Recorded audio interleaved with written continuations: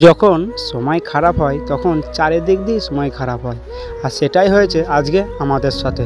আজকে যাচ্ছিলাম Agradeep station union স্কুলে, কিছু প্যান্ডেলের মাল আছে তার আনার জন্য।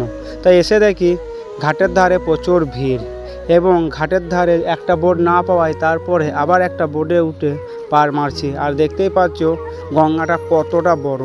আগে যে জায়গায় গঙ্গা ছিল তার থেকে ডবল গঙ্গা হয়ে গিয়েছে। আর এই ঝোড়ঝাড়কে পার মেরে গিয়ে যেতে হচ্ছে আমাদের সেই জায়গায়। তার উপরে রাস্তারও কাদা। যে ভেসেলটায় পার মারতে আমাদের খুব জোর হলে 5 মিনিট টাইম লাগতো, এখন সেই ভেসেলটায় পার মারতে আমাদের 15 মিনিট টাইম লেগে যাচ্ছে। আর তার উপরে হচ্ছে রাস্তা, সে বলে না মরার ওপর খাঁড়ার ঘা, ঠিক হয়ে গিয়েছে রাস্তার অবস্থা। হ্যাঁ, এই যে রাস্তাটা দেখছো, এটা দিয়াসিন টু অগ্রদ্বীপ উচ্চ সড়কভাবে একটা রাস্তা হচ্ছে, যার টোটাল রাস্তা দুই সাইডই ভাঙা হয়েছে।